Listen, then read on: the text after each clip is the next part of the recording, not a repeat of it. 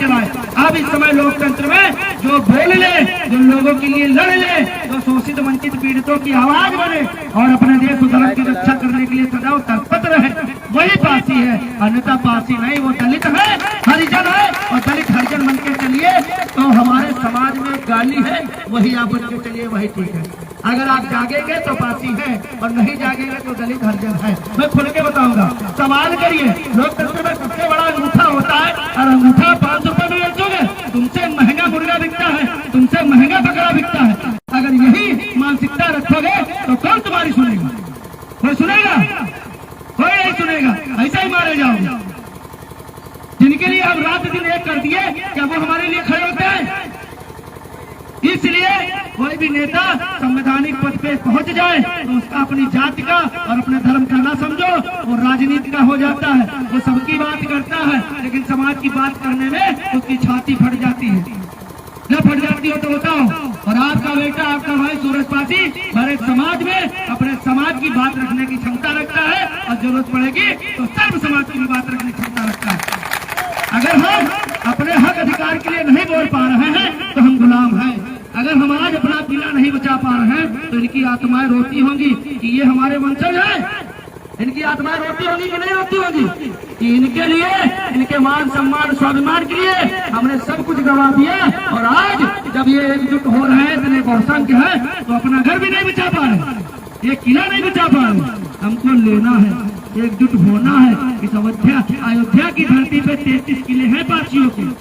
कितने संरक्षित हैं, कितने राजाओं इस अयोध्या मंदिर के लिए हमारे बहुत पासी राजाओं ने अपने प्राणों की बलिदान दिया है, लेकिन उनको कोई जानता नहीं है। जैसे राजा रुद्रभर पासी जी, मंगल पासी जी, ऐसे अनेकों हमारे पासी सरदार हुए हैं जिनको कोई जानता ही नहीं, क्योंकि आप केवल दलित हो।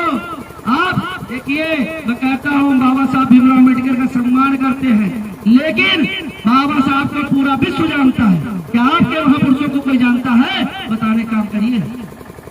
क्या कोई जानता है? तो अपने महापुरुषों का प्रचार करना कोई गुनाह नहीं है, कोई जातिवाद नहीं है, क्योंकि हमारे महापुरुषों ने व्यक्तिगत रियासत के लिए कोई लड़ाई झगड़ा नहीं किया। हमारे महापुरुषों ने अपनी सभ्यता, अपने देश, अपने धर्म की रक्षा सुरक्षा करने के हेतु में अपने प्राणों का बलिदान दिया है।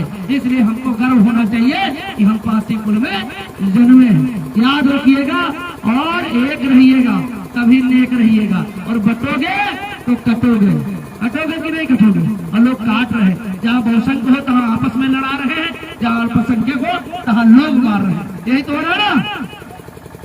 एक पासी वीर जाति नहीं है। अगर आप शक्तिहीन हनुमान बनना चाहते हो तो आप शक्तिहीन हनुमान बनिए। आपके बीच में कोई नल और नील नहीं आएगा। अगर आप बलवान हनुमान बनना चाहते हैं तो आपके बीच में नल और नील आएंगे।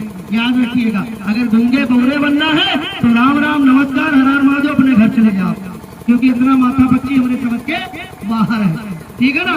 अपना शरीर गंवार है, अपना शरीर खपार है, स्वास्थ्य भी गड़बड़ हो रहा है। अगर आप लोग नहीं समझ पा रहे हो तो दूसरे लोग बुला रहे हैं। ठीक है ना। तो मौका है, एकजुट हो जाइए, मधुमक्खी का छत्ता बनिए, विकास पर वोट करिए, स्वाभिमान पर वोट करिए, सम्मान पर वोट करिए। और 16 जुलाई को आप लोग आइएगा। अब कितने लोग आएंगे? हाथ खड़ा करिए। बहुत बहुत धन्यवाद। अपने महापुरुषों का नारा लगा के बनवाणी को विराम दूंगा। महाराजा कंचा पासी अमर रहे, महाराजा कंचा पासी अमर रहे, वीरांगना देवी पासी अमर रहे, राजा रुद्रभर पासी अमर रहे, राजा मंगल पासी अमर रहे, महाराजा राखन पासी अमर रहे, महाराजा सोलह पासी अमर रहे।